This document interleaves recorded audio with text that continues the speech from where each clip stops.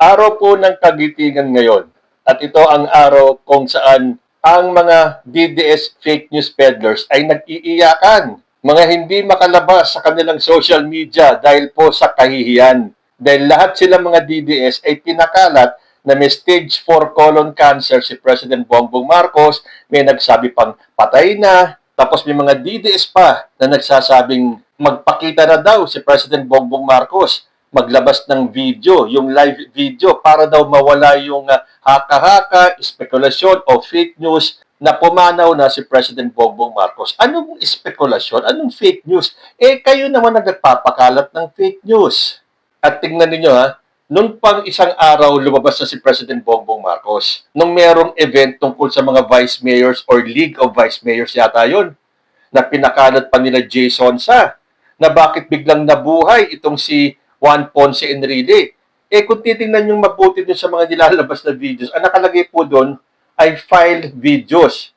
Naglabas po kasi sila ng mga pictures kung saan makikitang nandun si Juan Ponce Enrile, namayapa na po yan. Pero nakalimutan nilang burahin yung nakalagay na file video. Pag sinabi pong file video, ibig sabihin, tapos na po yun, nasa files na lang yun.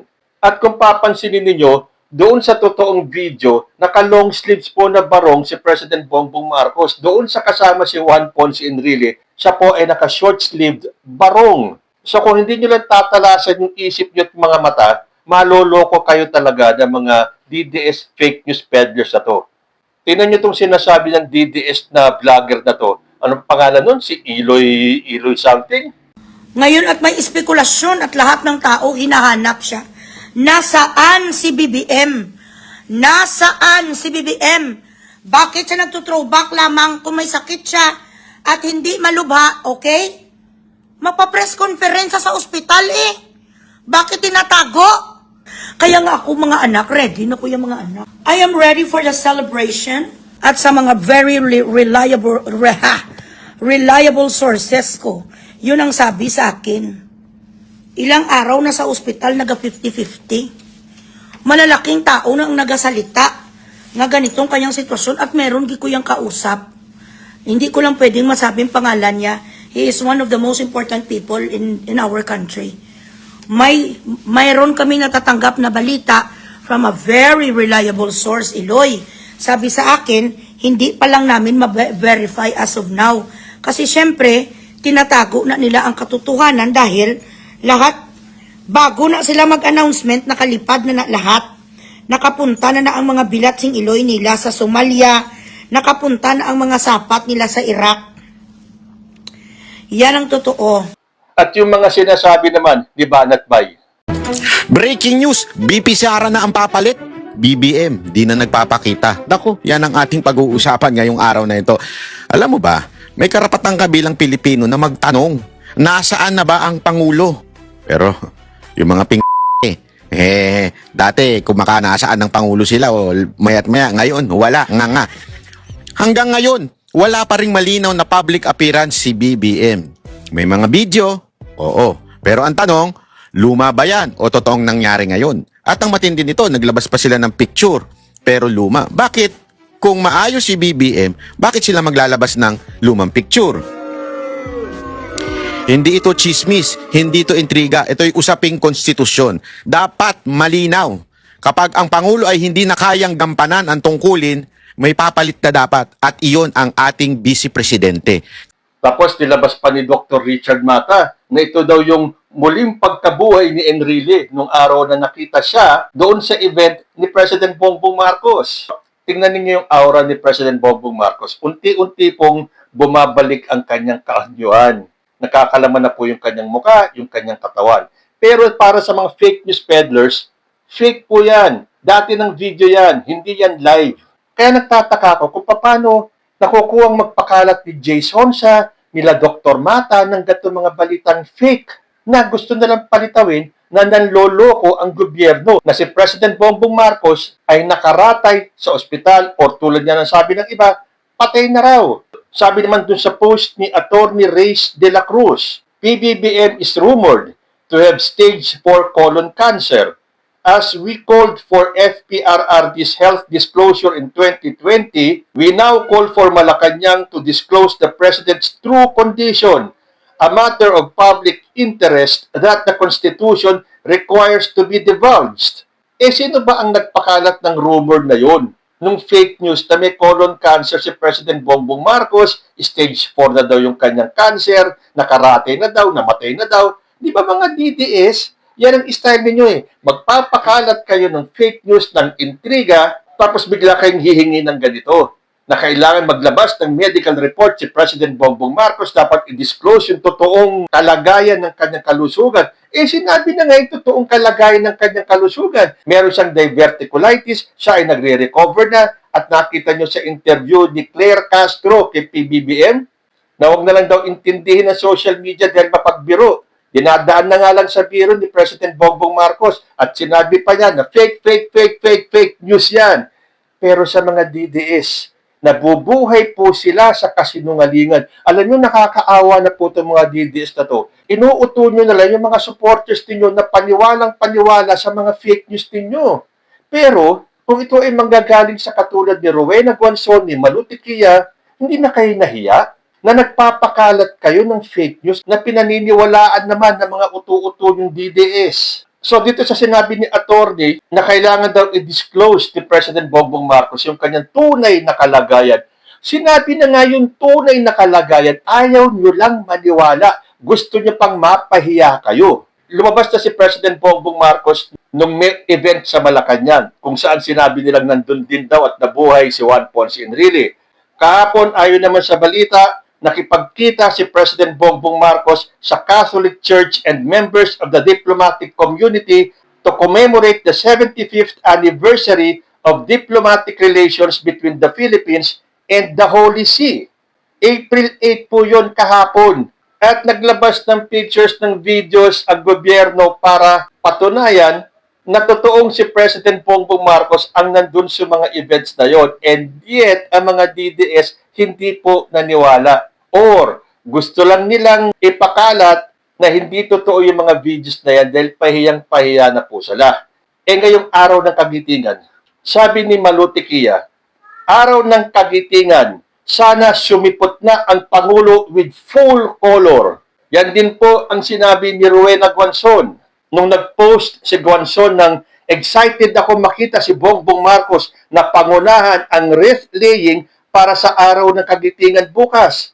O ngayon lumabas si President Bongbong Marcos na buhay, pinangunahan ng event ng araw ng kagitingan.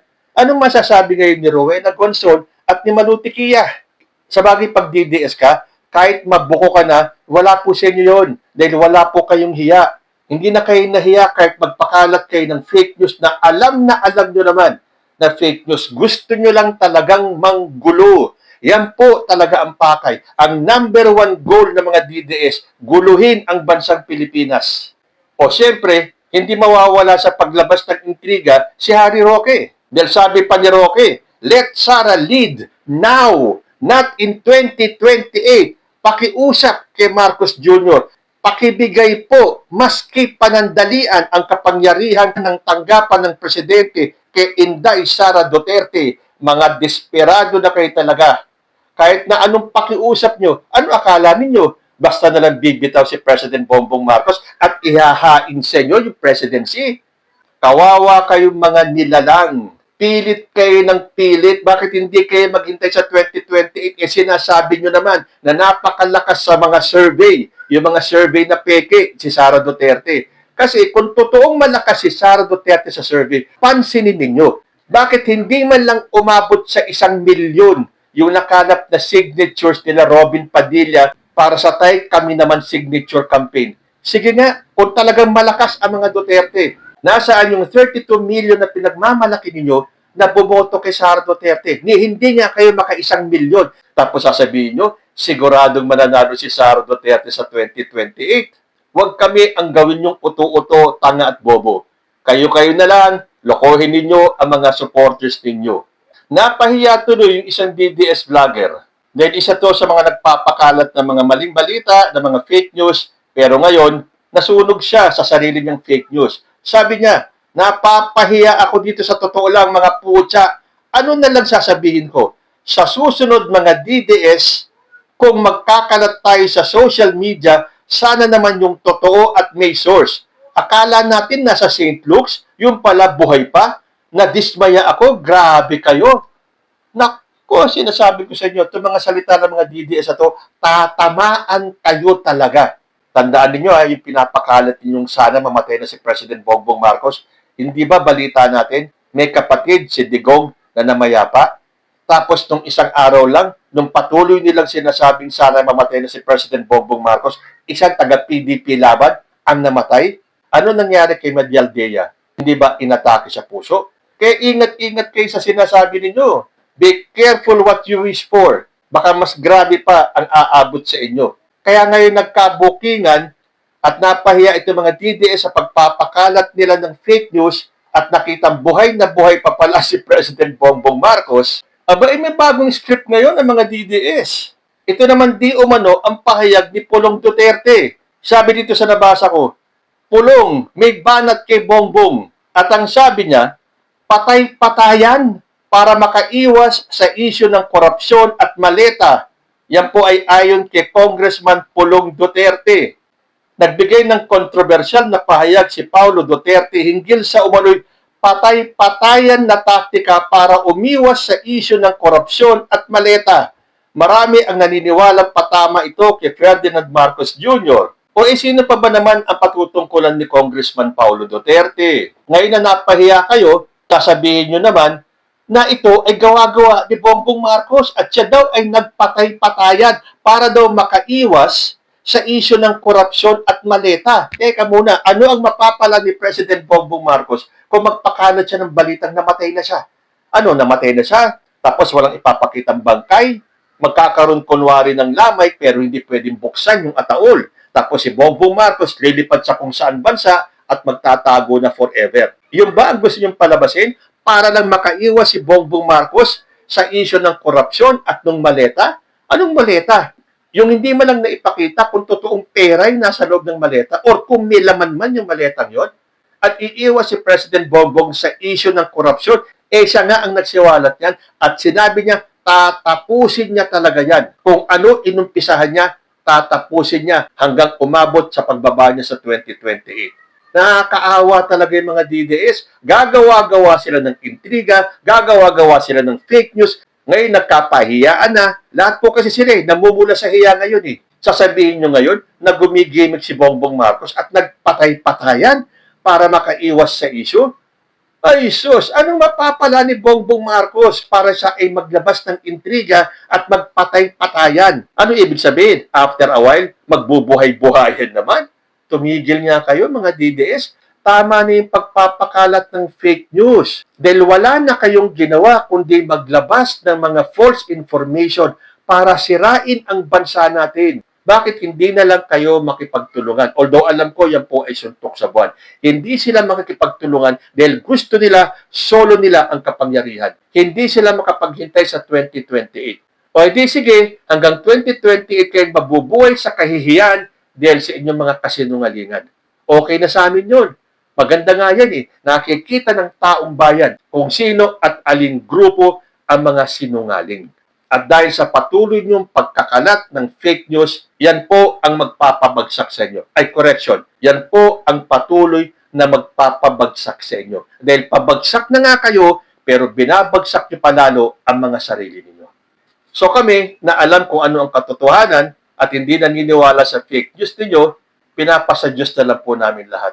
Dahil naniniwala kami na ang Panginoong Diyos ang nagluklok kay President Bongbong Marcos at siya mismo ang susuong sa digmaan na ginawa ng mga kalaban na to.